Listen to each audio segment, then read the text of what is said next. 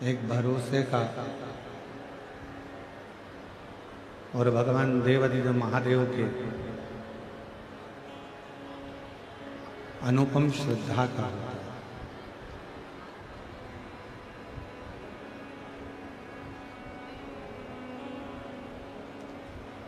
जिसमें भगवान शंकर को कैसे रिझाना है, भगवान शिव को कैसे मनाना है, किस तरह से आप भगवान देवाधिदेव महादेव को अपना बना सकते हो,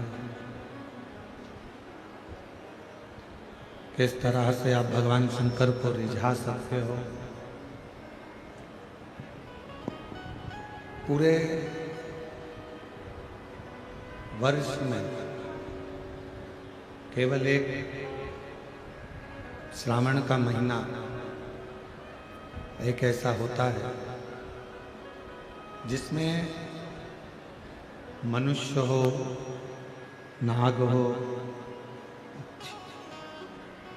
किन्नर हो, गंधर्व हो, सुर हो, असुर हो,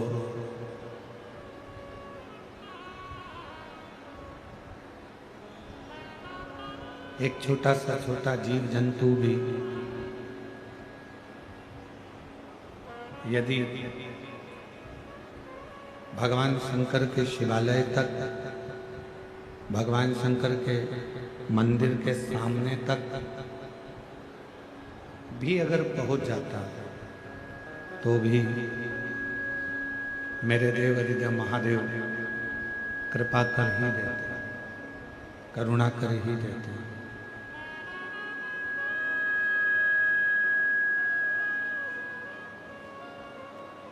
कितना सुंदर कहा कि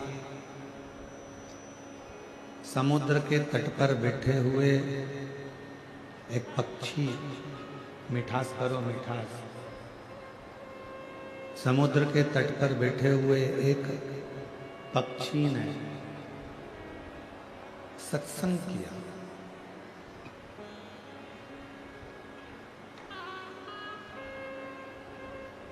और समुद्र के तट पर बैठे हुए पक्षी ने जो सत्संग किया,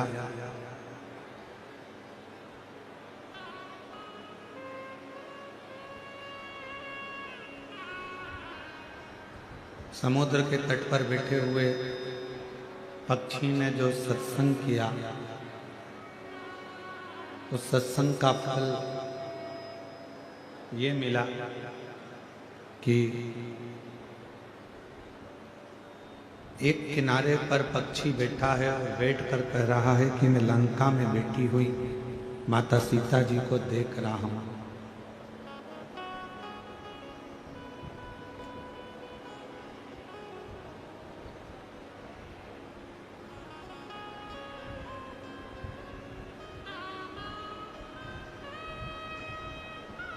केवल एक पक्षी आवाज से नहीं है, गला पकड़ रहा है, बिसिल जैसा हो रहा है, चोंगे जैसा, को मिठाई तो करो उसको,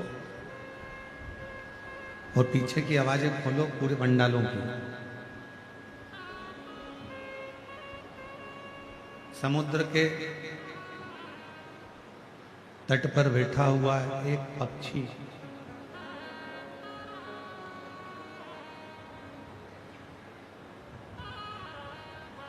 सत्संग का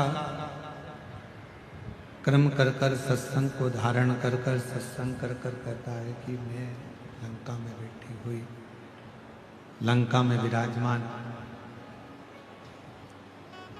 माता जानकी जी का दर्शन कर रहा हूं। अब जरा विचार करिएगा, सोचिएगा, स्मरण करिएगा, जरा विचार करिएगा कि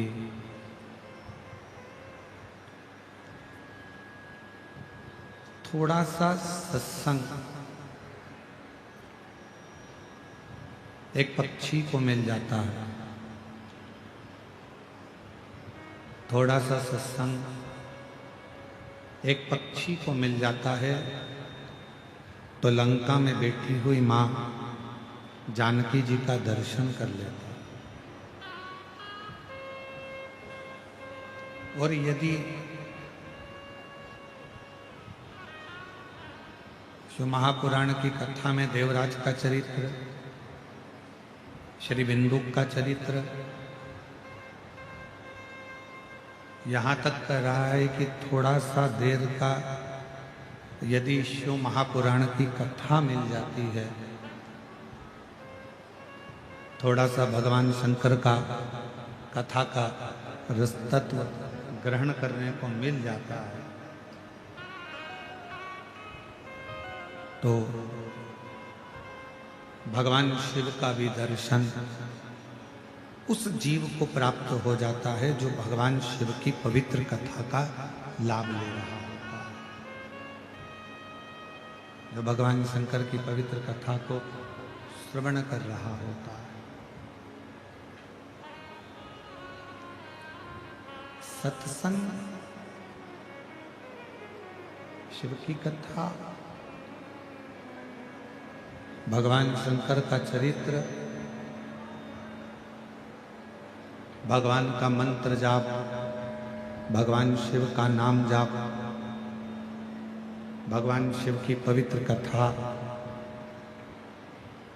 आपके जीवन में कुछ देगी ना देगी, पर इतना जरूर देगी कि अपने जीवन में आपको कभी दुखी नहीं होने देगी और जिंदगी में एक बार शिव का दर्शन जरूर करें। पर उसके लिए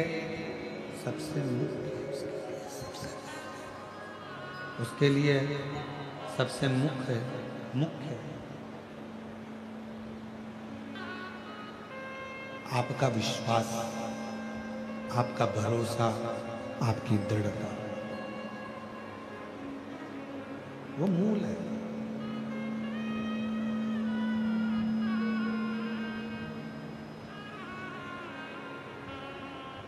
तीन शब्द हैं, एक कर्णप्रिय होता है, दूसरा शब्द होता है वर्णप्रिय, और तीसरे नंबर का शब्द होता है धर्मप्रिय।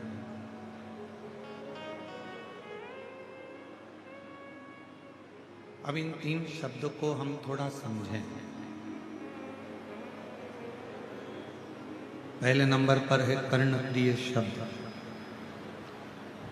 दूसरे नंबर पर है वर्णप्रिय शब्द, और तीसरे नंबर पर है धर्मप्रिय शब्द। शिव महापुराण की कथा कहती है एक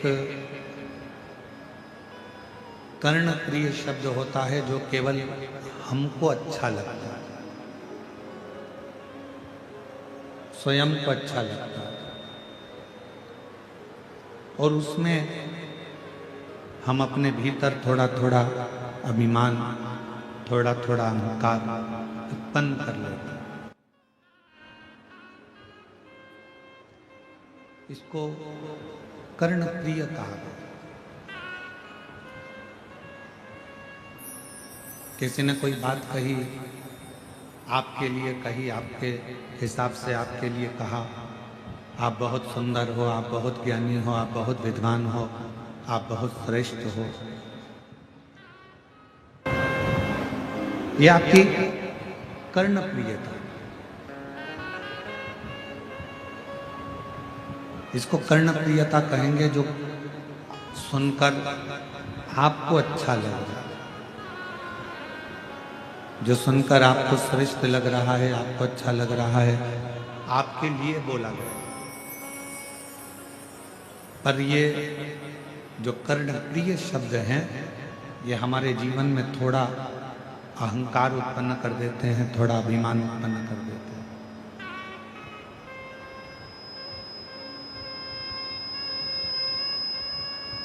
और वो अभिमान फिर हमारे जीवन में हमको दुख लाकर खड़ा कर देता है, तकलीफ लाकर खड़ा कर देता है। जैसे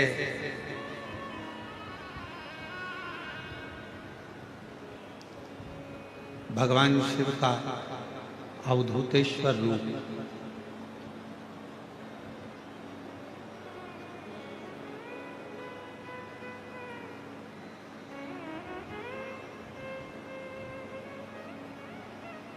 कर्णप्रिय शब्द हमारे भीतर कुछ कुछ अहंकार की अनुभूति करा देता है।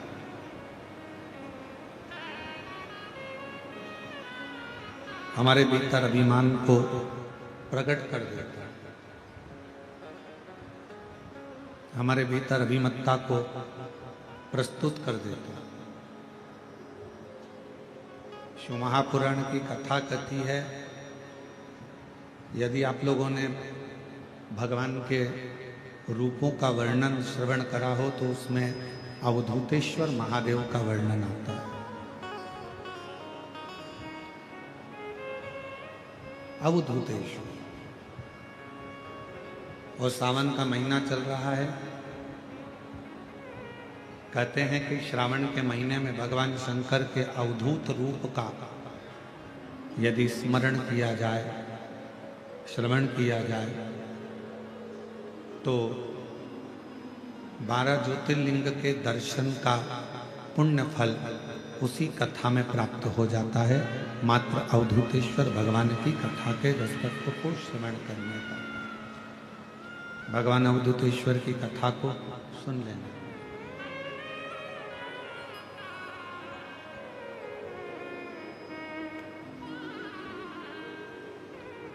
और ये कथा 3 शब्दों से प्रारंभ हो रही है। कर्णप्रिय, वर्णप्रिय और धर्मप्रिय। इन तीनों शब्दों में पहले नंबर का जो शब्द है कर्णप्रिय, जो हमें थोड़ा सा भी, अगर हम बड़ा ही सुन लेते हैं, अपने लिए अच्छा सुन लेते हैं, तो हमारे भीतर थोड़ा सा अभिमान आ जाता है। इसको कर्णप्रियता कहते हैं।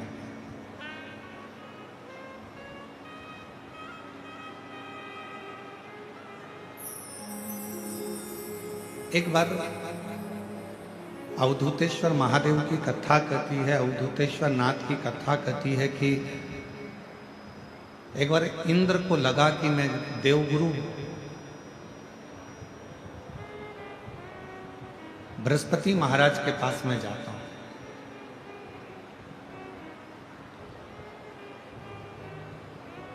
थोड़ा सावधानी से सुनिएगा, आज की कथा का स्मरण बड़ा सुंदर है। अवधूतेश्वर महादेव की कथा है। मैं बृहस्पति महाराज के पास जाता हूं और उनसे मुझे थोड़ा सा बात करना है, थोड़ा स्मरण करना है, थोड़ी चर्चा करना है। तो मैं वहां जाकर कुछ चर्चा करता हूं। चले अपनी मस्ती में, अपने आनंद में, अपने आनंद के साथ अपनी अलमस्ती में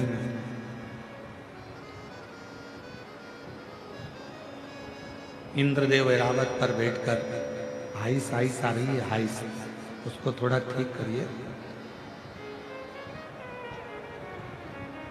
ऐरावत पर बैठकर इंद्रदेव बृहस्पति महाराज के घर पहुंचे, उनके कुटिया में। और बृहस्पति महाराज, शंभु शंभु शंभु, बृहस्पति महाराज की कुटिया में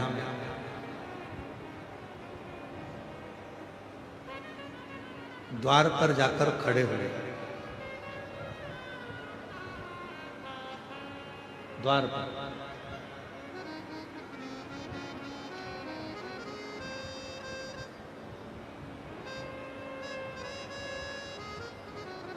हमारे बीच में शबरी नारायण वाले महाराज जी पधारे हैं। एक बार जोरदार ताली बजाकर स्वागत वंदन। प्रत्येक कथा में आपका आगमन होता है। भगवान देवाधिदेव महादेव की प्रत्येक कथा आप अवश्य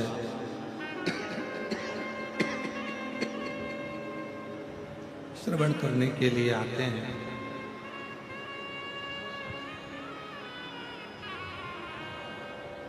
तो अवधूतेश्वर महादेव की कथा कर रही है। अवधूतेश्वर महादेव का चरित्र कर हाई सी आ रही है, गला पकड़ रहा बहुत।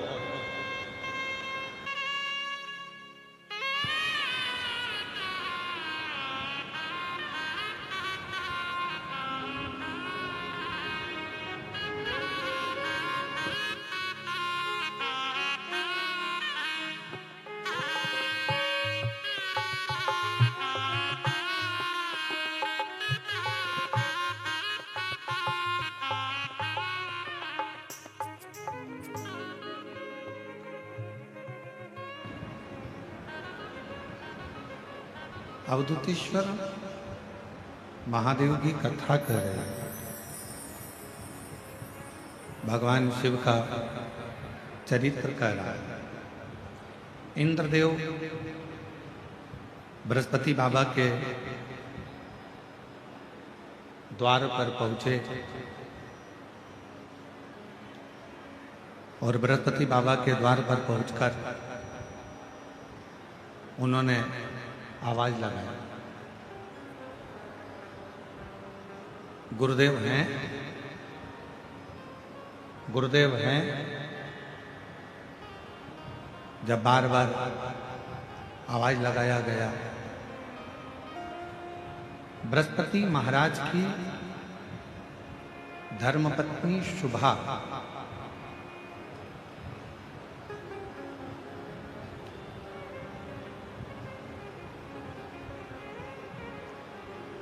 तीन धर्म पत्नियां थी, उसमें पहले नंबर पर थी शुभा, दूसरे नंबर पर थी तारा और तीसरे नंबर पर थी ममता। तो बृहस्पति महाराज की जो पहले नंबर की जो धर्म पत्नी है शुभा, पार्थिव लिंग का पूजन कर रही थी। पार्थिव लिंग की आराधना कर रही थी, पार्थिव लिंग की पूजन कर रही थी। और पार्थिव लिंग पूजन में वो डूबी हुई थी। इंद्रदेव ने दरवाजे पर पहुंचकर फिर आवाज लगाई, फिर वापिस आवाज दी गई, पर शुभा अपनी पूजन को छोड़कर, अपनी आराधना को छोड़कर उठी नहीं। वो अपनी आराधना में लगी हुई है। बस ठीक है, परंतु अंदर की आवाज नहीं आ रही, बाकी बाहर ठीक है।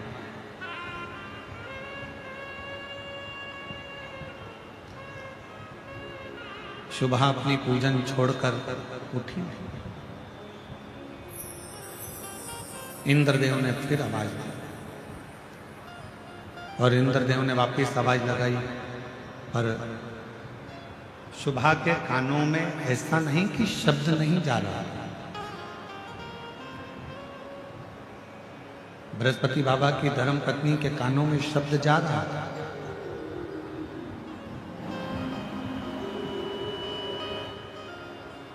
पर शुभा भगवान शंकर का अनुष्ठान छोड़कर, भगवान शंकर की पूजन छोड़कर, पार्थिव लिंग पूजन छोड़कर शुभा उठी।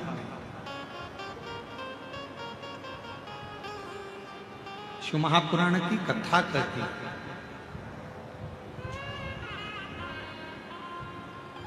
10 मिनट के लिए, 5 मिनट के लिए, 2 मिनट के लिए यदि आप शिवालय में गए हो, शंकर जी के मंदिर में गए हो, भगवान शंकर की आराधना में गए हो, पूजन में गए हो, अर्चना में गए हो, चाकरी में गए हो, भगवान शिव के भजन में पहुंचे हो, पूरा समय आप नहीं दे पाए, 2 मिनट के लिए अगर गए हो, 10 मिनट के लिए आप भगवान की कथा में गए हो, या पूजन में गए हो, या आराधना में गए हो, या साधना में गए हो, तो वो 2 मिनट आपका फिर दूसरों के लिए नहीं होना चाहिए। फिर वो 2 मिनट आपका उस परमात्मा के लिए होना चाहिए जिसका तुम मंत्र जाप करने के लिए, जिसका तुम भजन करने के लिए, जिसका तुम स्मरण करने के लिए आया।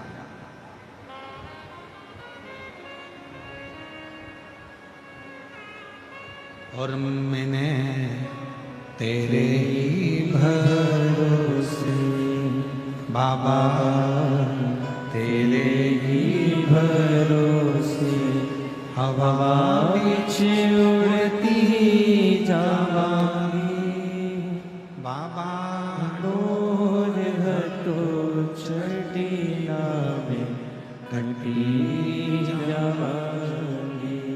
भोले मैं तेरी पतंग शंभो, मैं तेरी पतंग हवा बिछ उड़ती जावांगी बाबा, डोर तो छड़ीना में घटी जावांगी। जितनी देर आप भगवान शिव की आराधना में लगा रहे हैं, जितनी देर आप भगवान शंकर को दे रहे हैं, 2 मिनट भी अगर आप भगवान शिव को दे रहे हैं, 5 मिनट भी आप यदि भगवान शंकर को दे रहे हैं, तो उस 5 मिनट पूरा शिव का पूरा शिव।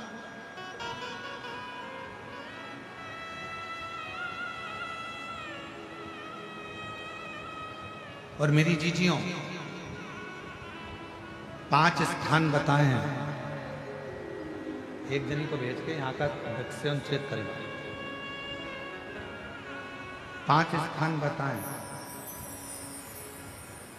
और वो 5 स्थान जहाँ पर बैठकर, जहाँ पर आप भगवान शंकर की आराधना कर रहे हो, अर्चना कर रहे हो, पूजन कर रहे हो, निवेदन कर रहे हो, चाकरी कर रहे हो, साधना कर रहे हो, 5 स्थान बताए।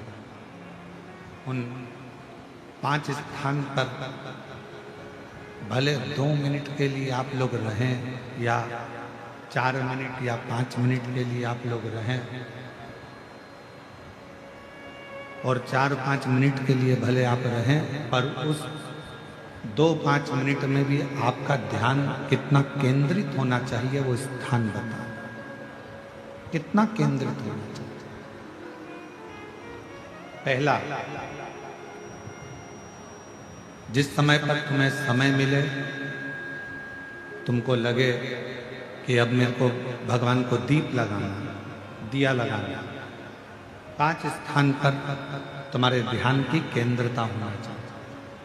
पहले नंबर पर दीप लगाते समय, जिस समय पर भगवान को आप लोग दीपक लगाते हैं, दिया लगाते हैं, किसी से चर्चा मत करो, फालतू की कोई बात नहीं होना चाहिए।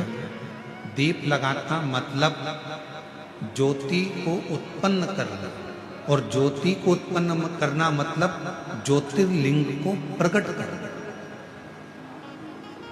दीप की जो ज्योति होती है, दीप की जो ज्योति प्रकट होती है, दीपक की जो ज्योति होती है, वो भी ज्योतिर्लिंग का ही प्रतीक होती है।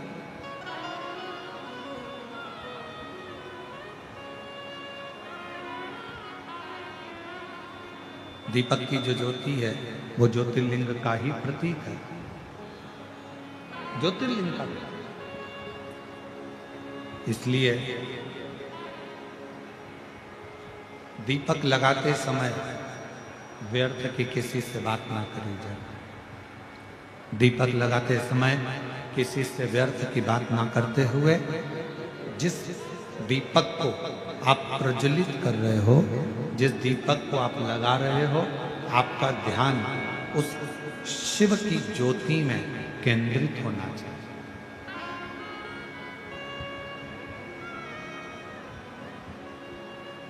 भगवान शंकर की ज्योति में आपका ध्यान केंद्रित है।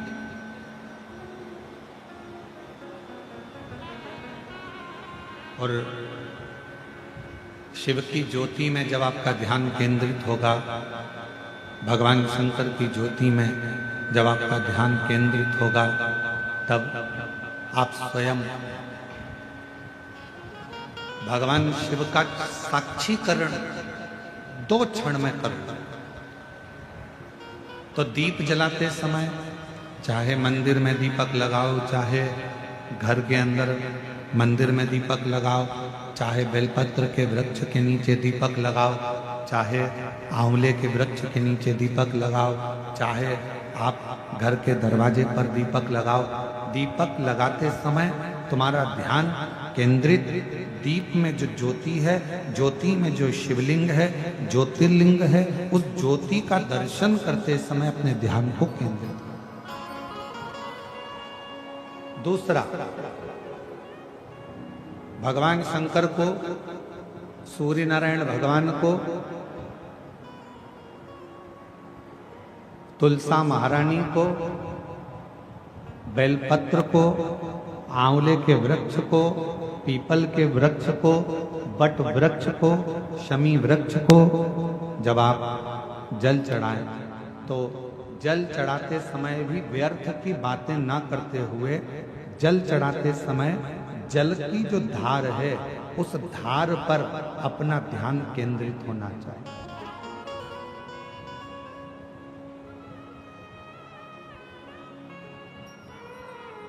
उस प्रेशर बढ़ाओ, प्रेशर, उस धार पर आपका जल की जो धार हो उस धार पर आपका ध्यान केंद्रित हो। दीपक की ज्योति पर आपका ध्यान केंद्रित हो, जल की धार पर आपका ध्यान केंद्रित हो।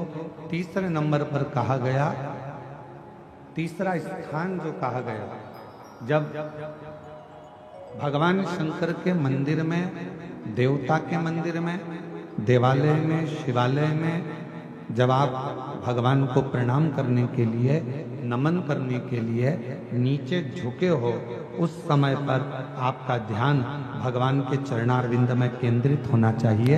ये तीसरे नंबर का स्थान है।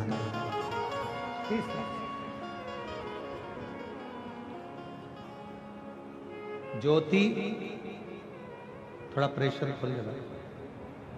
ज्योति, जलधार, चरणारविंद को नमन करना तीसरा। और चौथा स्थान बताया,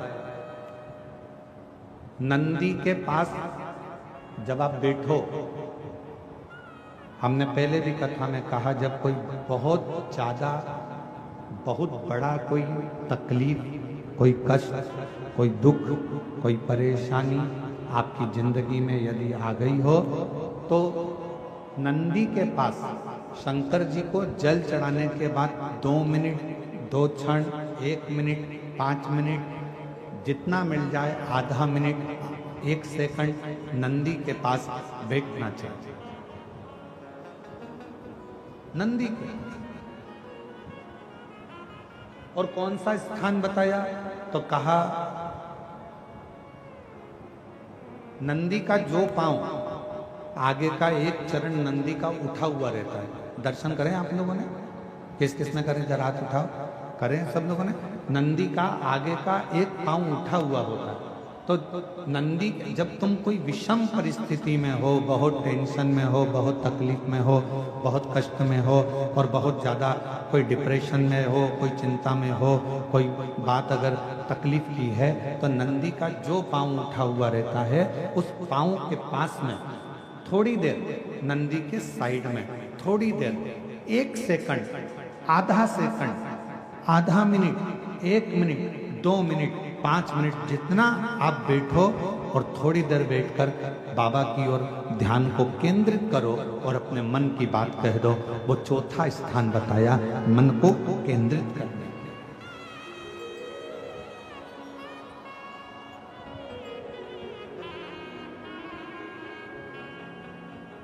पांचवा स्थान,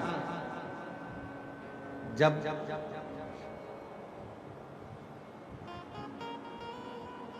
सही मार्ग नहीं मिल रहा हो,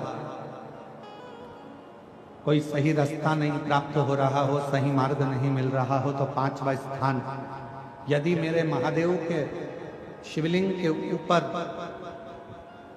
जलाधारी लगी हो,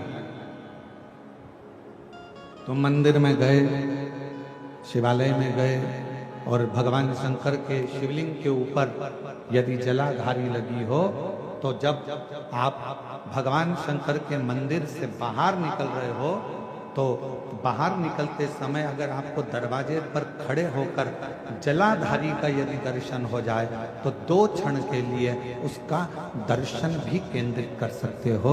ये 5 स्थान ऐसे हैं जिन स्थान पर अपने भगवान के चरणारविंद को, भगवान के दर्शन को केंद्रित किया है।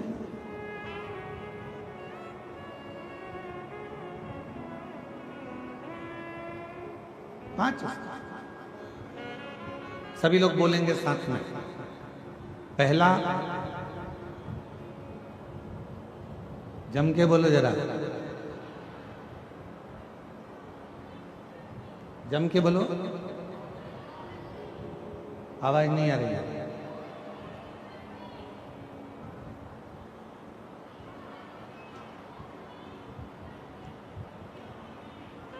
दीपक की ज्योति।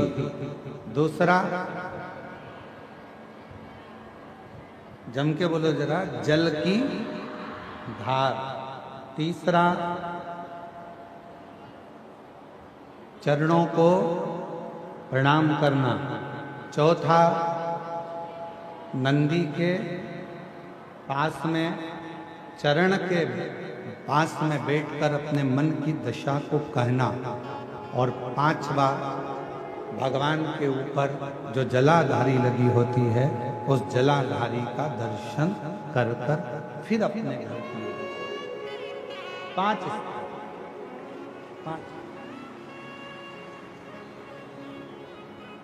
और जब शिव भक्ति में लगे हो, भगवान शंकर के विरल भक्ति में लगे हो, भगवान शंकर के भजन में लगे हो, भगवान शंकर के विरल भक्ति में लगे हो, जैसे बृहस्पति महाराज की धर्म पत्नी शुभा भगवान शंकर के पार्थिव लिंग का पूजन कर रही थी, और पूजन के समय पर उसके कानों में शब्द गया, उसके कानों में शब्द पहुंचा, और शुभा के कानों में शब्द पहुंचा पर शुभा उठी नहीं, क्योंकि अपने ध्यान को केंद्रित करने में लगी, उठी नहीं। बाहर खड़े हुए इंद्रदेव को, बाहर खड़े हुए इंद्रदेव को क्रोध आ रहा। बाहर जो इंद्रदेव खड़े हैं उनको गुस्सा, क्रोध आ रहा। और क्रोध किस बात का आ रहा है?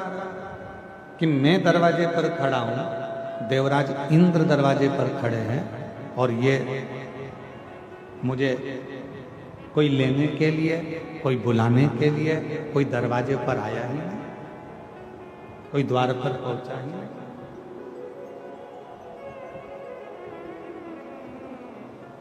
क्रोध आ गया, इंद्र को क्रोध आया। और जैसे ही इंद्र जी को क्रोध आया, गुस्से में आकर इंद्र अपशब्द कहने ही वाले थे, और थोड़ी देर में बृहस्पति महाराज इंद्र को दरवाजे पर लेने के लिए आ गए। इंद्रदेव ने बृहस्पति महाराज को नमन किया, बृहस्पति महाराज ने इंद्रदेव का आदर करा, सम्मान करा, सत्कार करा, और कहा कि बृहस्पति महाराज, अच्छा हुआ आप मुझे लेने के लिए आ गए।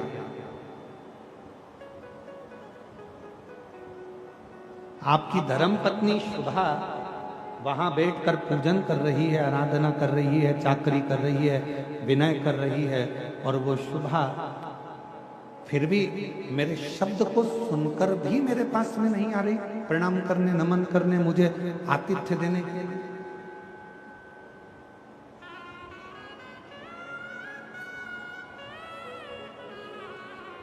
गुस्से में लाल हो गए इंद्रदेव, और गुस्से में लाल होकर इंद्रदेव ने कहा, मैं इस शुभा पर मैं वज्र का प्रहार कर देता। वो तो आप आ गए इसलिए मैं रुक गया। ये जानती नहीं है कि मैं कौन हूं।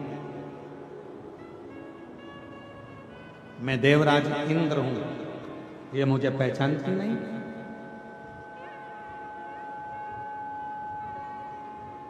ये मुझे जानती नहीं क्या? बृहस्पति महाराज ने कहा कि आप क्रोध मत करिए, आप शांत रहिए। हो गई सुबह, भगवान शिव की आराधना में लगी थी, साधना में लगी थी, भजन में लगी थी, कीर्तन में लगी थी, स्मरण नहीं कर पाई, नहीं देख पाई।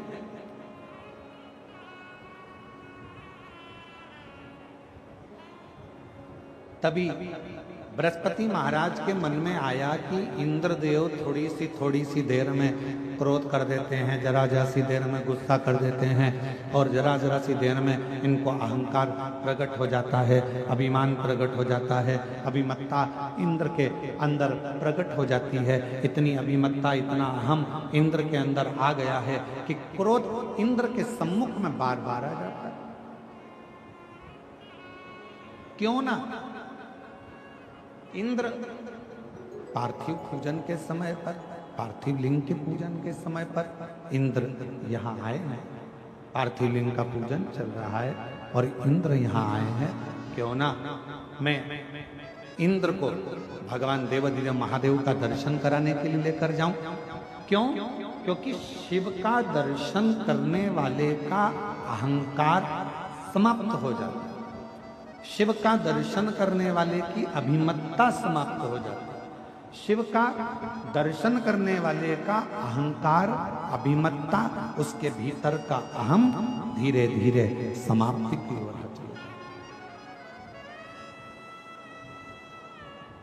क्यों ना मैं जाऊं, मैं पहुंचूं।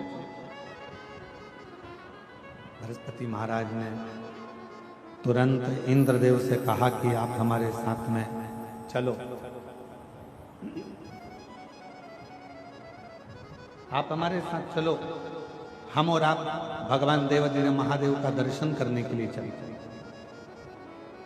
और इंद्रदेव के साथ में भगवान बृहस्पति और बृहस्पति भगवान के साथ में इंद्रदेव दर्शन के लिए चल, दर्शन को चलते। अब चलते चलते चलते चलते शिवजी को भान हो गया। शिव महापुराण की वायव्य संहिता कहती है, जब कोई स्त्री, पुरुष, मनुष्य कोई भी शंकर जी के मंदिर की ओर आगे बढ़ता है, शंकर जी के मंदिर की ओर जाना चाहता है, जब कोई स्त्री, पुरुष, मनुष्य शिवालय की ओर आगे बढ़ता है, तब भगवान शंकर का ध्यान उस मनुष्य पर पड़ जाता है। भगवान शिव का ध्यान उस मनुष्य पर हो जाता है। और मनुष्य का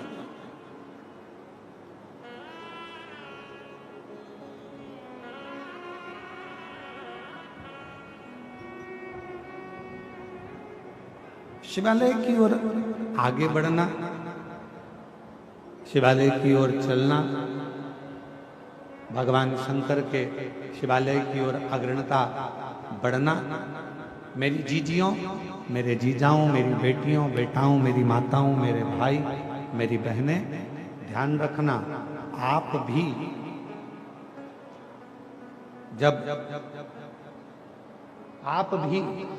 जब भगवान शंकर के मंदिर की ओर एक लोटा जल लेकर जाते हो, आप भी जब भगवान शंकर के मंदिर की ओर एक लोटा जल लेकर आगे बढ़ते हो, तो कभी ये मत सोचना कि हमें कौन देख रहा है, कौन नहीं देख रहा है। शिव महापुराण की वायव्य संहिता कहती है, जब कोई मनुष्य भगवान शंकर के शिवालय की ओर बढ़ता है, तब स्वयं त्रिकालदर्शी देवाधिदेव महादेव की दृष्टि उस मनुष्य पर होती है, मानव पर होती है। और शंभो शरण में पड़ी मांगो घड़ी रे घड़ी, दुख काटो दया करी दर्शन आपो। शंभो शरण पड़ी मांगो घड़ी रे घड़ी, दुख काटो दया करी दर्शन आपो। जब आप और हम भगवान शंकर के शिवालय की ओर आगे बढ़ते हैं, जब आप और हम भगवान शंकर की ओर आगे बढ़ते हैं, शिव के मंदिर की ओर, शिवालय की ओर, शिव कथा की ओर, शंकर की अविरल भक्ति की ओर, भगवान शिव के भजन की ओर जब हम बढ़ते हैं, तब हमारे ऊपर शिव की दृष्टि जलती है। शिव की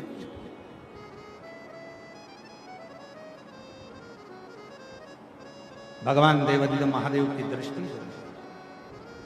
और शिव महापुराण की कथा कर रही है, भगवान शंकर का पवित्र चरित्र कह रहा है, शिव तत्व कह रहा है, शंकर भगवान की पवित्र कथा कह रही है।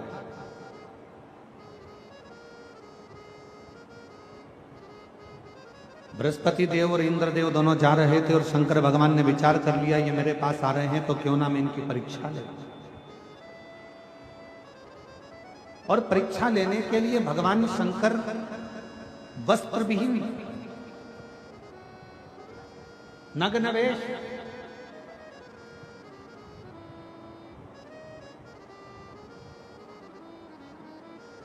तन पर कोई कपड़ा नहीं है, भस्म रमी है, बाल खुले हैं, त्रिनेत्र हैं,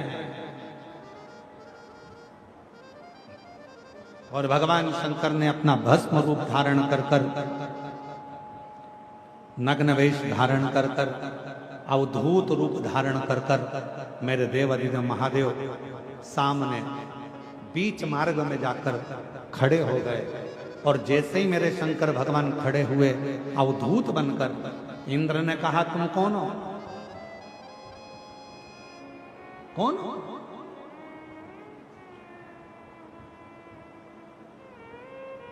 तुम हो कौन? इंद्र ने। अवधूतेश्वर महादेव कुछ कहते ही नहीं,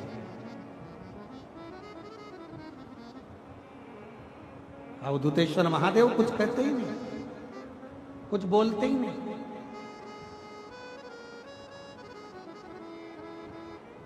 कोई शब्द ही नहीं है।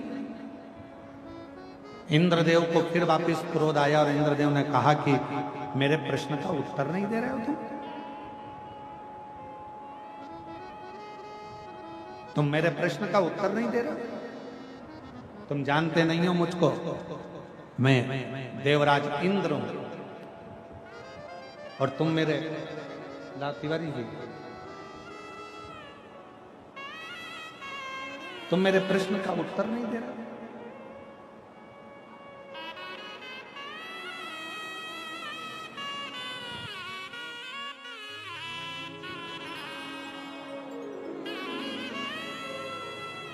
हमारे बीच में श्री ब्रजभूषण शरण सिंह जी, नेताजी पूर्व सांसद केसर सिंह जी उत्तर प्रदेश से हमारे बीच में पधारे हैं। एक बार जोरदार ताली बजाकर स्वागत वंदन। साथ में श्री संजय सिंह जी, भारतीय कृषि संघ अध्यक्ष, एक बार जोरदार ताली बजाकर आपका बहुत बहुत साधुवाद है। श्री ब्रजभूषण शरण जी उत्तर प्रदेश में आपकी शिव भक्ति और भगवान शंकर की अविरल भक्ति आपकी बड़ी जनमानस में केंद्रित है। और दया सिंह जी कह रहे थे कि ब्रजभूषण शरण जी केवल कथा श्रवण करने के लिए आए हैं उत्तर प्रदेश से छत्तीसगढ़। मैं आपको बहुत बहुत साधुवाद देता हूँ, धन्यवाद देता हूँ। बाबा की कृपा आप पर सदा बनी रहे, शिव कृपा आप पर हमेशा। शिव शिव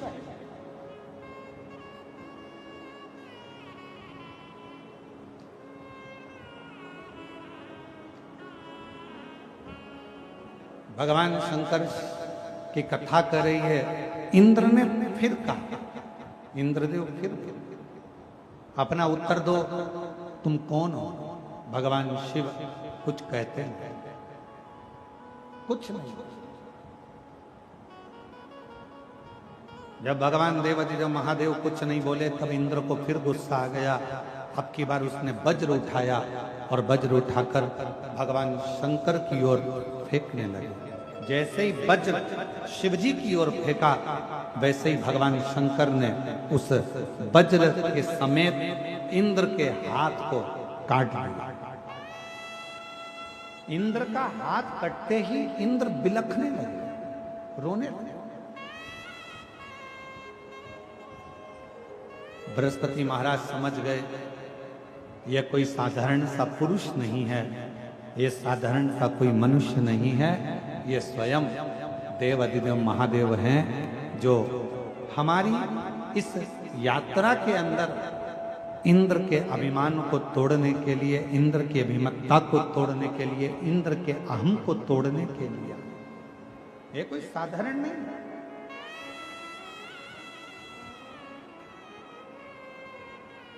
बृहस्पति महाराज ने हाथ जोड़ लिए और भगवान शिव को नमन कर कर कहा, मैं पहचान नहीं पाया प्रभु आपको, आप अपना असली स्वरूप दिखाइए। शंकर भगवान तुरंत क्रोध में लाल हो रहे थे। उन्होंने अपनी तीसरी नेत्र के द्वारा इंद्र को भस्म करने के लिए ज्वाला प्रकट कर दी।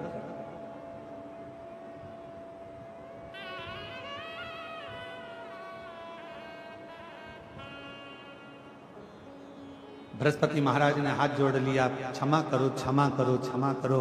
शिव जी ने तुरंत उत्तर दिया, हे बृहस्पति महाराज, ये मेरा अवधूत रूप है जिसका आप दर्शन कर रहे हैं। ये मेरा अवधूत रूप है जिसका आप दर्शन कर रहे हैं।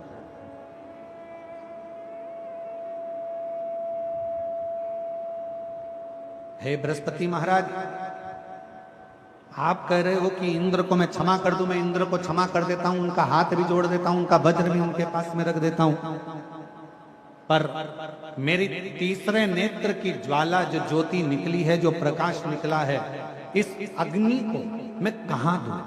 इस क्रोध को, इस अग्नि को मैं कहां स्थापित करूं? बृहस्पति महाराज ने हाथ जोड़ लिए है, आप करुणा करेंगे तो सब करुणा करेंगे, आप कृपा करेंगे तो सब कृपा करेंगे, आप दया करेंगे तो सब दया करेंगे। आप कृपा करिए, दया करिए, करुणा करिए।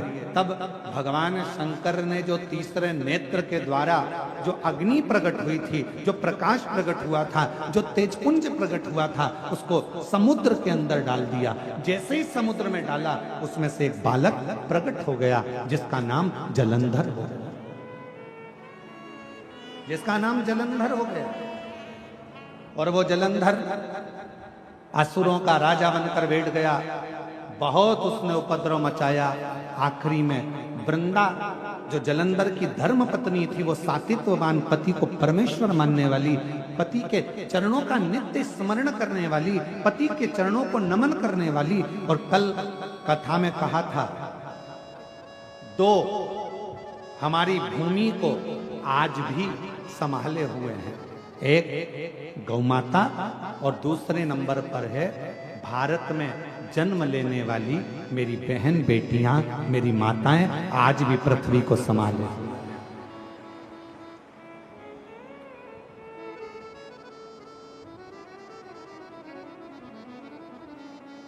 आज भी भारत की भूमि पर जो बेटियों का जन्म होता है, भारत की भूमि पर जो लड़कियों का जन्म होता है, जो कन्या का जन्म होता है, जो बेटियों का जन्म होता है, भारत की भूमि पर जितनी बहनें हैं, भारत की भूमि पर जितनी बहुएं हैं, भारत की भूमि पर जितनी दीदियां हैं, भारत की भूमि पर जितनी माताएं हैं, भारत की भूमि पर जितनी स्त्रियां हैं, भारत की भूमि पर जितनी नारियां हैं, आज भी हमारी भारत माता की भूमि को संस्कारों में अगर संजो रही हैं, तो ये भारत की माता हैं जो संस्कारों की दैनी है, संस्कारों को संजोने वाली।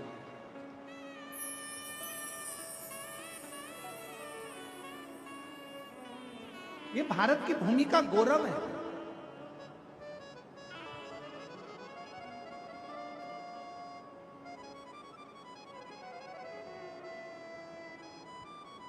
और फिर निवेदन करेंगे, बेटा जन्म लेता है भाग्य से और बेटी जन्म लेती है सौभाग्य से। अगर तुम्हारे घर में बेटी का जन्म हुआ है तो तुम्हारा भाग्य 100 गुना प्रबल हुआ है। तुम्हारे भाग्य की सराहना है जो तुम्हारे घर में बेटी ने जन्म लिया। हिमालय राज के घर में जब माता पार्वती जी का जन्म हुआ था, शास्त्र कहता है, हमारे यहाँ शिव महापुराण की कथा कहती है, लिंग पुराण की कथा कहती है, कूर्म पुराण कहती है, नर्मदा पुराण कहती है, जिस समय पर हिमालय राज के घर में माता पार्वती का जन्म हुआ था, दुनिया शास्त्र कहता है कि देवताओं का जन्म हुआ तो ऐसा ऐसा उत्सव मना। पर हिमालय राज की कथा कहती है जब माता पार्वती का जन्म हुआ, जिस दिन से माता पार्वती जी जन्मी थी और जिस दिन तक माता पार्वती विवाह कर कर अपने पति के घर ना चली गई, तब तक माता पार्वती जी का रोज का जन्मोत्सव मनाया जाता था कि मेरे घर में बेटी ने जन्म लिया, बेटी ने जन्म लिया। इतना गौरव हमारे भारत माता की बेटियों में है, इतना गौरव।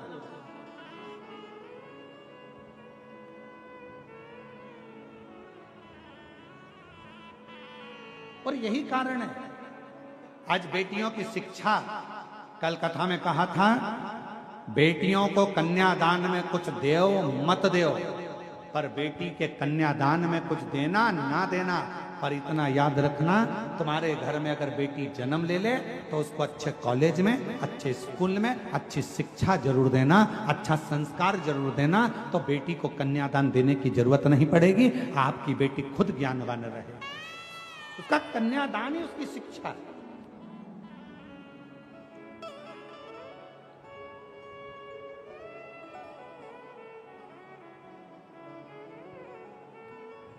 कुछ दो मत दो, पर बेटी को अच्छी शिक्षा जरूर दीजिए।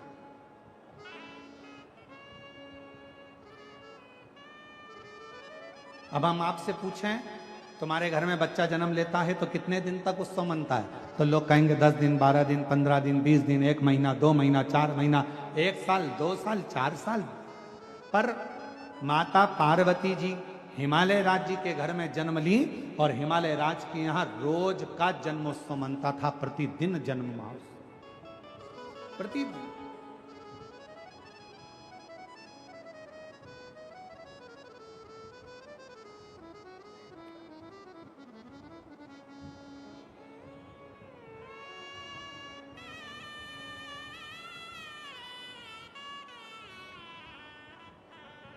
और गोरा भई महा गौरा भई है, गोरा भई महा गौरा भई,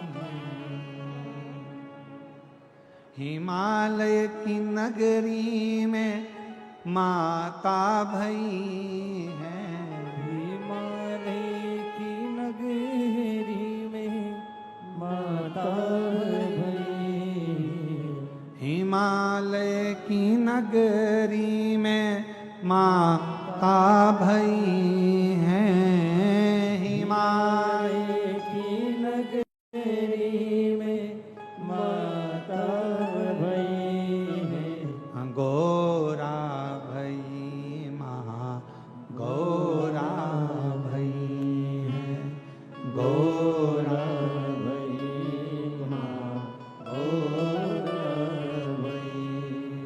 गोरा भई महा गौरा भई है, गोरा भई महा गौरा भई। माता पार्वती जी का नित्य नूतन आनंद के साथ जन्मोत्सव हो रहा है।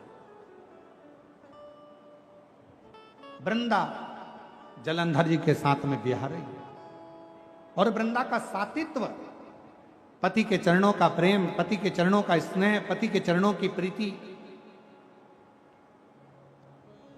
पति के चरणारविंद की पूजन वृंदा करती थी, जिसके कारणवश जलंधर और उत्पाती होता चलेगा।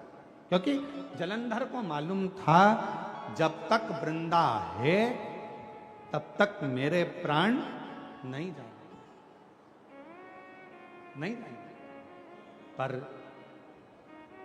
गजब कब हुआ? जब जलंधर एक बार उपद्रव करते करते करते करते एक शिवालय के पास में पहुंच गया और एक शिवालय के पास में जैसे ही पहुंचा, उस शिवालय में भगवान शंकर का शिवलिंग था और जलंधर ने क्रोध में आकर उस शिवलिंग को उठाकर दूर फेंक दिया और तोड़ दिया। तब शंकर जी को क्रोध नहीं आया, शिव जी को क्रोध नहीं आया, क्रोध आया भगवान नारायण को, क्रोध आया भगवान नारायण को। और नारायण भगवान तुरंत क्रोध में लाल होकर तुरंत भगवान देवाधिदेव महादेव के पास पहुंच गए। प्रभु गजब हो गया, अभी तक जलंधर यज्ञ नष्ट करता था, हवन नष्ट करता था, देवालय शिवालय आदि को नष्ट करता था, पर आज तो इसने गजब कर दिया, भगवान शंकर के शिवलिंग को ही उठाकर पटक दिया।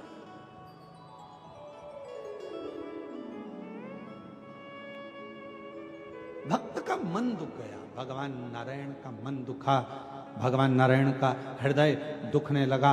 भगवान नारायण का हृदय दुखता हुआ देखकर भगवान शिव को क्रोध आ गया। हमने पहले भी कथा में कहा, आज फिर कथा में कहते हैं, भगवान शंकर का यदि कोई भक्त है, शिव का कोई उपासक है, शंकर की कोई आराधना करने वाला है, शंकर का कोई भजन करने वाला है, शिव की उपासना करने वाला है, शंकर के मंदिर में रोज जाने वाला है, शंकर की कथा में नित्य स्मरण करने वाला है। हम पहले भी कहे हैं कि दुनिया में भगवान शंकर सबको माफ कर सकते हैं, पर शिव जी अपने भक्त को जो कष्ट देता है उसको कभी माफ नहीं करते, उसका तो बदला शिव लेकर ही रहते हैं। भगवान शंकर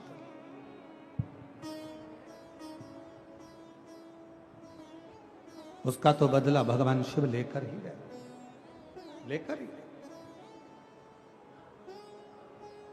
शिव जी के भक्त का बदला कभी भी शिव जी का भक्त नहीं रहता। शिव जी के भक्त का बदला हमेशा देव अधिदेव महादेव। आप तो अपनी मस्ती में जियो, आग लगे बस्ती में, अपन रहो मस्ती में। क्या किसको रोइए, जम के बोलो जरा, चादर तान के सोइए। अपनी अलमस्ती में जिंदगी जियो, अपने आनंद में जियो। कोई गाली दे रहा है उसका भी जवाब भगवान भोलेनाथ देगा, कोई आड़ा टेढ़ा कह रहा है उसका भी जवाब भगवान भोलेनाथ देगा, कोई अपशब्द कह रहा है उसका भी जवाब भगवान शंकर देगा। तुम अपनी जिंदगी में अपने आनंद में अपनी अलमस्ती में दियो। हमने पहले भी कहा था, रो रो कर जिंदगी जीने से अच्छा है थोड़ा मुस्कुरा कर जिंदगी जियो, तो पड़ोसी को भी अटेका जाएगा तुम्हारी मुस्कुराहट देखकर। तुम्हारे चेहरे की प्रसन्नता देखकर, तुम्हारी मुस्कुराहट देखकर दुनिया के लोगों को बड़ा टेंशन होगा। बताओ, गजब का व्यक्ति है, हमेशा मुस्कुराता रहता है, इसके चेहरे पे तो सल ही नहीं है, रत्ती भर का भी सल नहीं है। बताओ, दुनिया कितनी गाली देती है, दुनिया कितना अपशब्द करती है, कितना ताना देती है, कितना आड़ा टेढ़ा बोलती है। बताओ, मेरी पड़ोसन को देखो, शंकर जी के मंदिर, सिर में बांधा जूड़ा, लगाई बिंदी और हाथ में पकड़ा लोटा और पहुंच गई शंकर जी के मंदिर। बताओ, दुनिया कितना आड़ा टेढ़ा बोल रही, लोग कितना अपशब्द कर रहे हैं, इसको कोई फर्क ही नहीं पड़ रहा। क्यों? क्योंकि उसने कथा सुन रखी है, आग लगे बस्ती में अपन रहो मस्ती में। उसने कथा सुन रखी है, उसको मालूम है जो ज्यादा जितना गाली दे, जितना शब्द कहे, तुम उतनी जोरदार खजूर वाली चोटी बनाओ, जूड़ा और मंदिर जा। श्री शिवाय हर हर महादेव। अपन कब तक रोएंगे? उसने कुछ कह दिया तो रोने बैठ गए, उसने कुछ बोल दिया तो रोने बैठ गए, कब तक रोएंगे?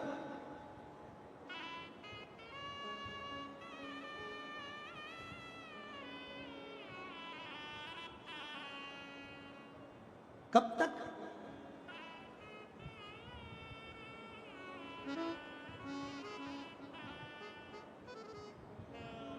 हम तो बाबा के भरोसे चलते हैं, हम तो बाबा के भरोसे चलते हैं। ये दुनिया वाले जलते हैं, ये दुनिया वाले जलते हैं, हम तो बाबा के भरोसे चलते हैं, हम तो बाबा के भरोसे चलते हैं। एक पत्र आया है, अच्छा है।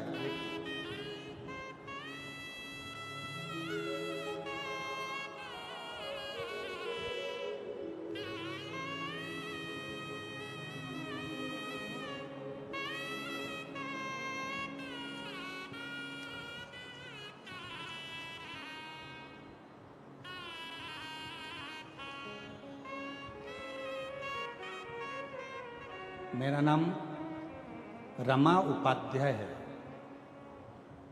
मेरी आयु 70 वर्ष है। पता सेक्टर 11 जोन 1 नंबर वार्ड 38 कुर्सी पार भिलाई की निवासी हूँ। कहीं बैठी हों तो बेलपत्र लेने के लिए आ सकती हैं। पत्र को एलईडी पर पढ़ सकते हैं, आस्था चैनल पर पढ़ सकते हैं। गुरुजी, मेरा जेठानी की बेटी की शादी को कई वर्ष हो गए थे, लेकिन कोई संतान नहीं थी। कई डॉक्टरों से इलाज करवाया, लेकिन सुधार नहीं हुआ। देखते देखते बेटी की आयु बढ़ती चली गई और उसकी शादी को 45 वर्ष हो गए। कितने साल हो गए शादी को? जम के बोलो। 45 साल। 45 वर्ष उसको शादी को हो गए और 45 वर्ष होने पर भी उसके घर में संतान का सुख नहीं है।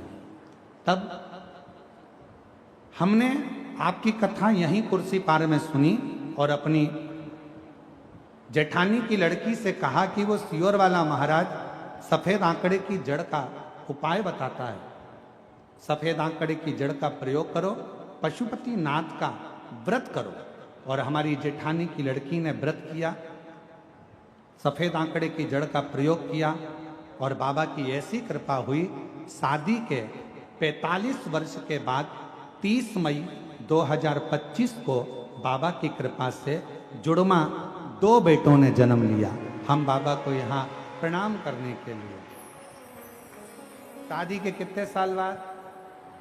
45।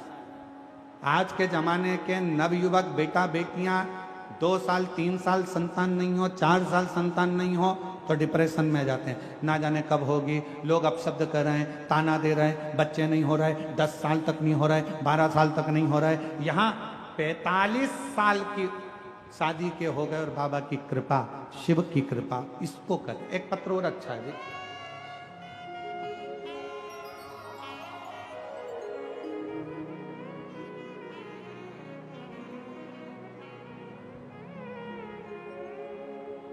अश्वनी विश्वकर्मा,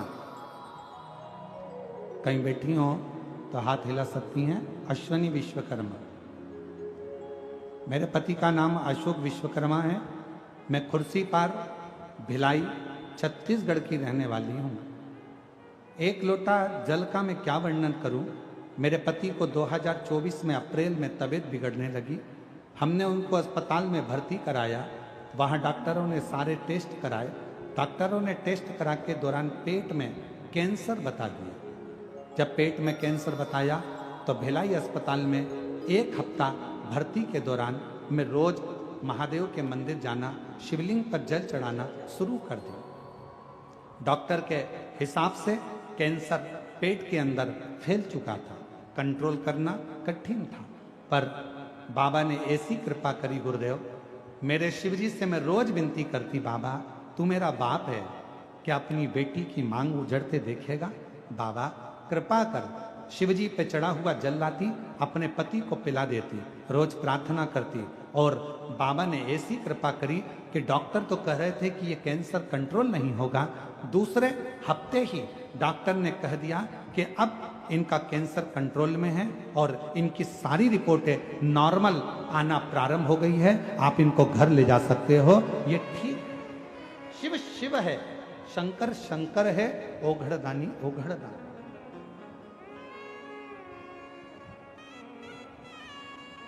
और जो जैसी भावना लाया वो वैसा ही फल पाया। जो जैसी भावना सब बोलिए सब वो वैसा ही फल पाया, नहीं खालियों से लौटाया वो मन ही मन हर्षाया, और कर दिया माला माल काशी वाले ने लुटा दिया भंडार काशी वाले ने लुटा दिया भंडार काशी वाले ने कर दिया माला। माल काशी वाले ने। आप जिस भावना से आए, जिस भाव से आप शिव को जल चढ़ा रहे हो, जिस भाव से आप शंकर जी की आराधना कर रहे हो, जिस भाव से आप शिव की स्तुति कर रहे हो, जिस भाव से आप शंकर को रिझा रहे हो, भगवान देवाधिदेव महादेव आपकी वो मन की कामना पूर्ण जरूर करता है।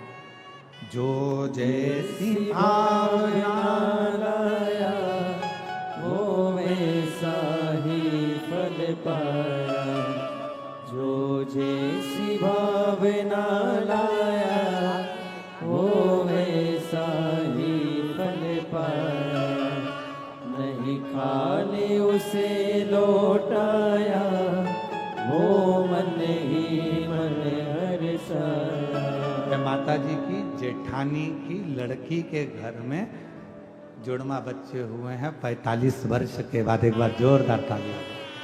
कर दिया माला माल काशी वाले ने, लुटा दिया भंडार काशी वाले ने, अरे लुटा दिया भंडार काशी वाले ने, कर दिया माला माल काशी वाले ने।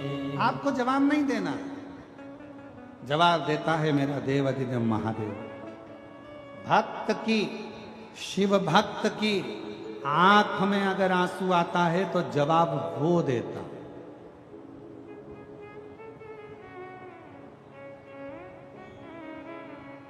बोल, आपको नहीं देता, आप तो शांत। ए मेरी जीजियों, एक उत्तर दीजिएगा जरा।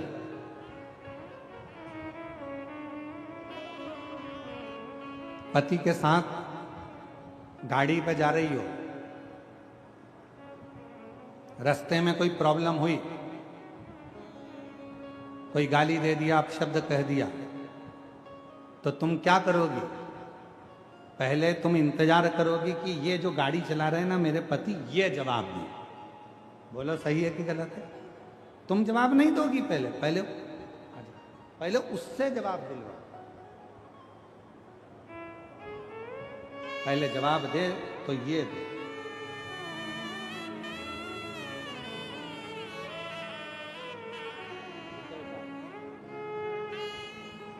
इनके पति को पेट में कैंसर हो गया था, पूरे शरीर में फैल रहा था।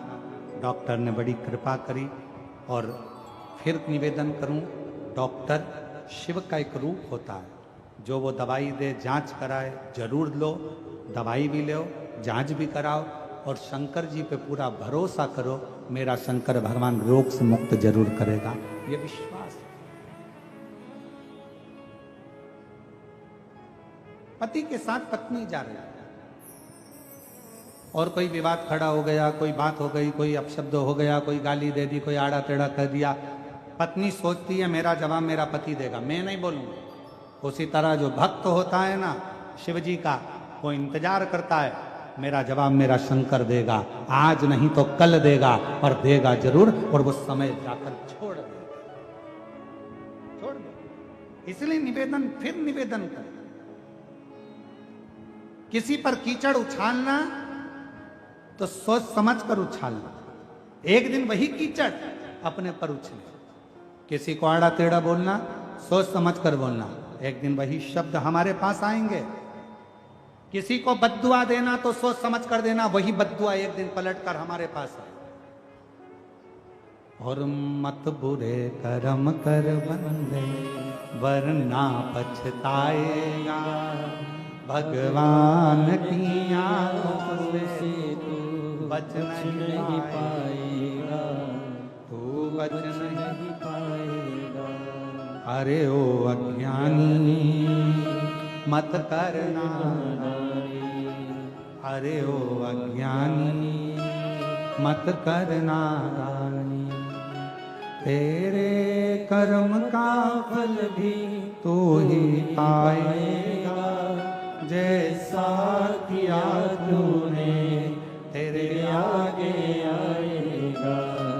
मत बुरे कर्म कर बंदे वरना पछताएगा। भगवान की आंखों से तू बच नहीं पाएगा, तू बच नहीं पाएगा। अपना कर्म करते चल, बढ़ते चल, चलते चल, चलते।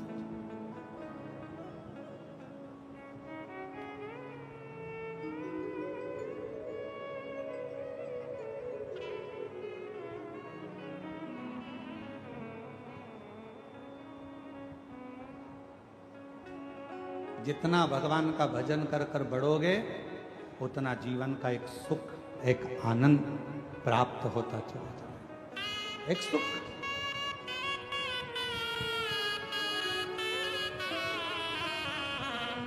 जितना भजन करते चले। और अवधूतेश्वर जलंधर की पत्नी वृंदा शिव जी के शिवालय में जाकर शंकर भगवान के शिवलिंग को तोड़ दिया। भगवान नारायण को दुख हुआ। शिव जी ने कहा चिंता मत करो, आप इसके सातित्व को डिगाओ, मैं जलंधर को मार दूं। सातित्व डिगा, जलंधर मरा। और जैसे जलंधर के प्राण छूटे, वृंदा की आंख में आंसू आ गए। हे नारायण, तुमने मेरे सातित्व को डिगाया है, मैं तुम्हें श्राप देती हूं कि तुम पत्थर बन जाओगे। और भगवान नारायण शालिग्राम बन गए। वृंदा तुलसी का पौधा बन गई। तुलसी शिव कथा कर रही है। एक इंद्र जी के अहंकार को तोड़ने के लिए इतनी बड़ी कथा का क्रम हुआ। इसलिए 3 शब्द बताए हैं शिव महापुराण में। पहले नंबर का है कर्ण प्रिय, दूसरे नंबर का है वर्ण प्रिय, तीसरे नंबर का है धर्म प्रिय। जो कर्ण प्रिय शब्द होता है ये हमें अहंकार उत्पन्न कर देता है। तुम ऐसे, मेरी जीजी ऐसी, वो ऐसा, हमारे अंदर अहंकार आ जाएगा। फिर दूसरे नंबर पर शब्द है वर्ण प्रिय। लोगों को लगता है कि मेरा समाज, मेरा परिवार, इसके आगे कुछ नहीं। परंतु तीसरे नंबर का जो शब्द है वो धर्म प्रिय है। हम जिस सनातन धर्म के अंदर जन्म लिए हैं, भारत मां की गोद में हमारा जन्म हुआ है,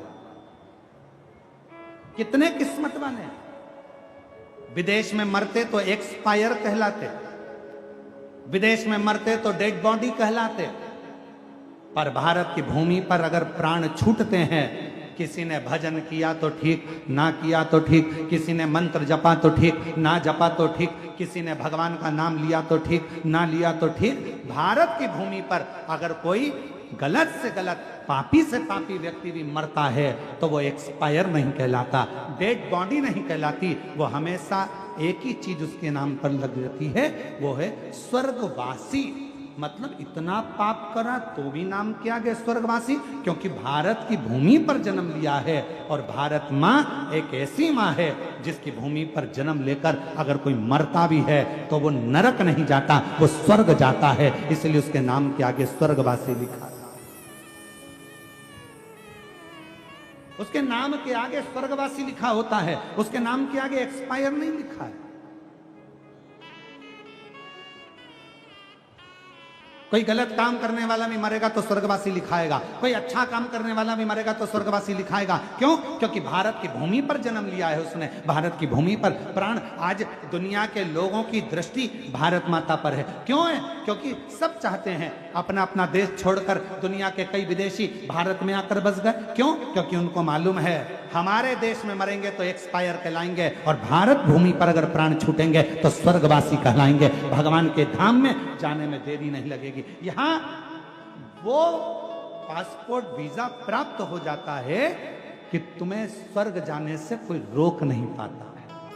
ये वो पासपोर्ट वीजा है भारत की भूमि।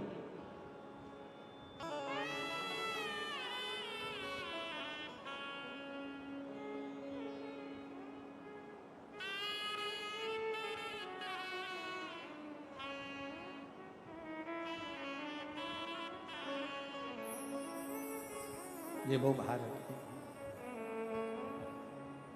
इसलिए शिव महापुराण की कथा कहती है भगवान शंकर का स्मरण, भक्ति, नाम जाप, मंत्र जाप, स्मरण, कीर्तन हमें सुख प्रदान कर, हमें सुख दे।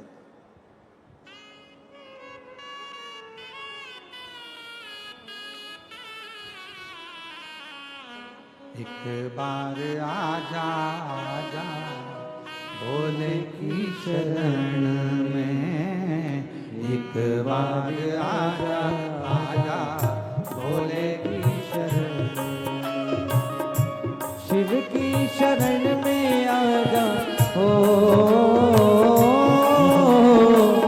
शिव की शरण में आजा भोले की शरण में, एक बार आजा आजा भोले की शरण में, एक बार आजा आजा भोले की शरण में, शिव की शरण में आजा हो,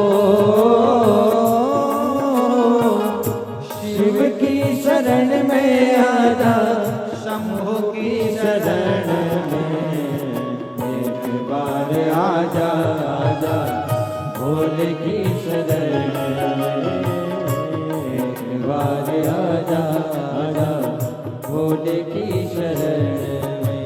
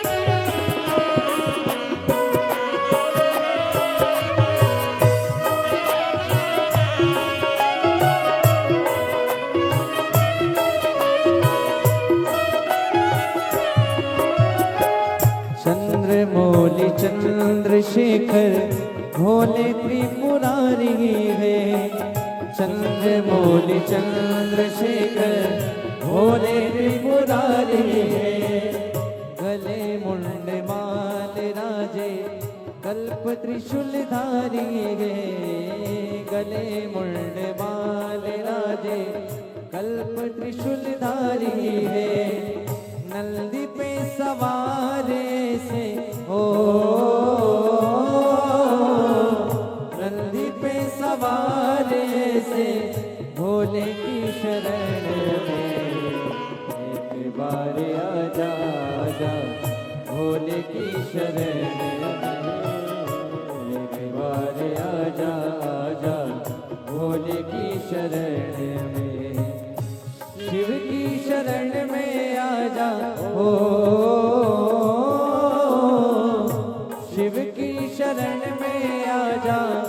भोले की शरण में एक बार आजा आजा भोले की शरण में एक बार आजा आजा भोले की शरण में।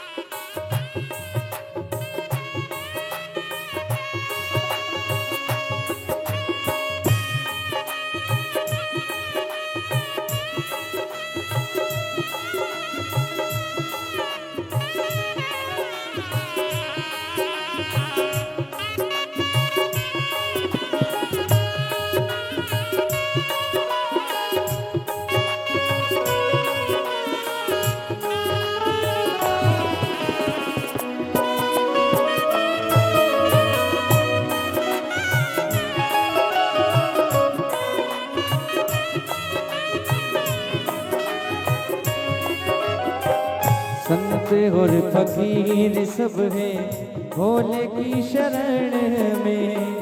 संत और फकीर सब है भोले की शरण में। गरीब और अमीर सब है भोले की शरण में। गरीब और अमीर सब है भोले की शरण में। शिव जी तो सबको मिलते हो,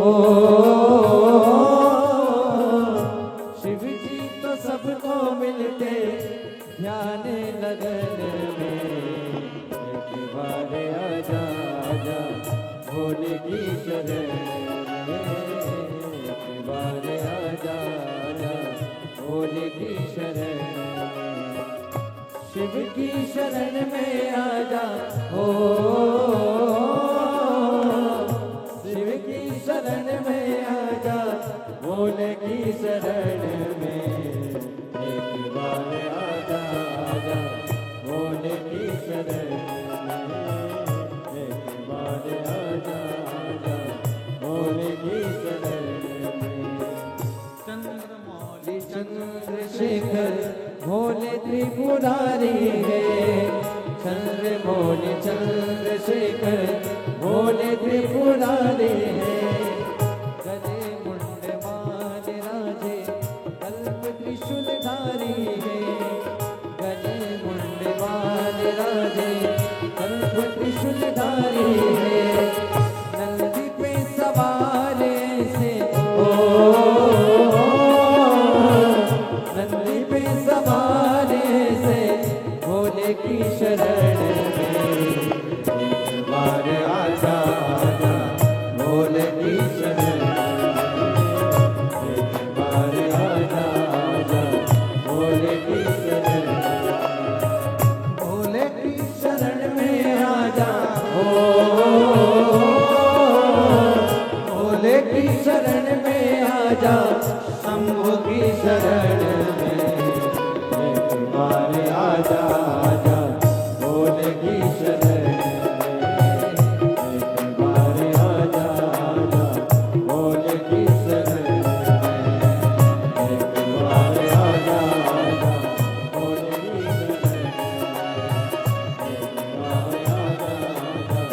भोले की शरण में एक बार आजा आजा भोले की शरण में एक बार आजा आजा भोले की शरण में महादेव है। अपने स्थान पर देखकर भगवान देवाधिदेव महादेव से अपने मन का भाव आनंद के साथ प्रार्थना करेंगे, विनय करेंगे, विनती करेंगे, बाबा को अपने मन का भाव कहेंगे। जहाँ जगह मिले वहाँ बैठ जाइए, दिल से बाबा को प्रार्थना करिए, विनय करिए, निवेदन करिए। सभी लोग साथ में बाबा को अपने मन का भाव प्रार्थना के साथ कहेंगे, दिल से विनय करेंगे, निवेदन करेंगे। विनय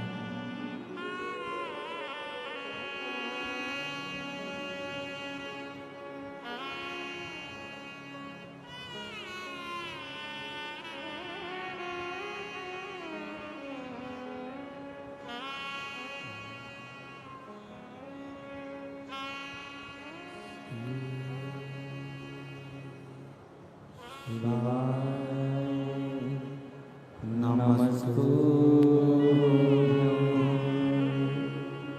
श्री शिवाय नमस्तु श्री शिवाय नमस्तु श्री शिवाय नमस्तु श्री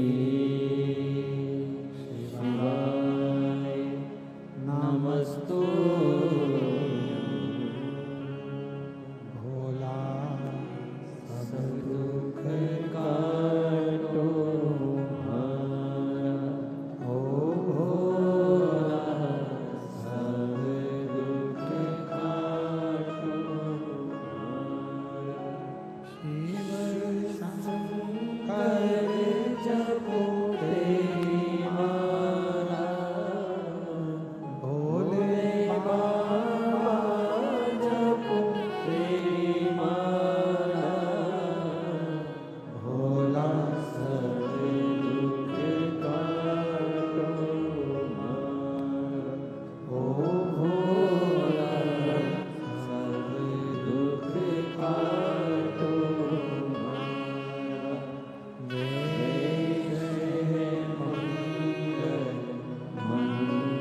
मंगलकारी वेश है मंगलकारी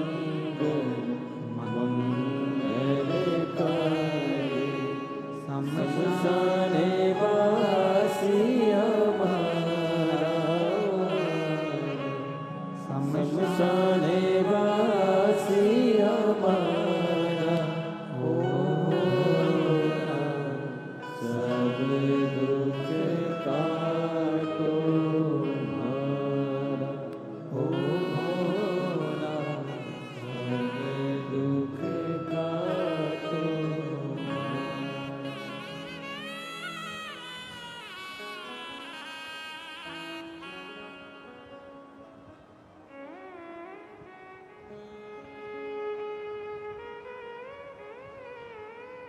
बाबा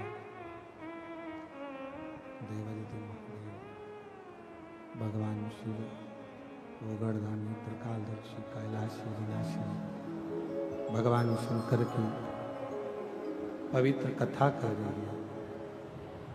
शिव महापुराण की कथा वर्णन कर रही है। कर्णप्रिय, वर्णप्रिय और धर्मप्रिय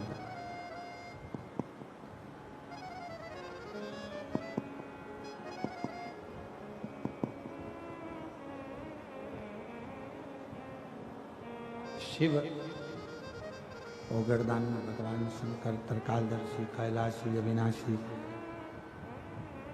शंभु दुनिया के पालनहारा मेरे शंकर भगवान, मेरे त्रिकालदर्शी, मेरे कैलाशी अविनाशी उनकी जो भक्ति है, उनका जो भजन है, उनकी जो भक्ति है, उनका स्मरण, उनकी भक्ति इतनी सरलता से नहीं मिलती।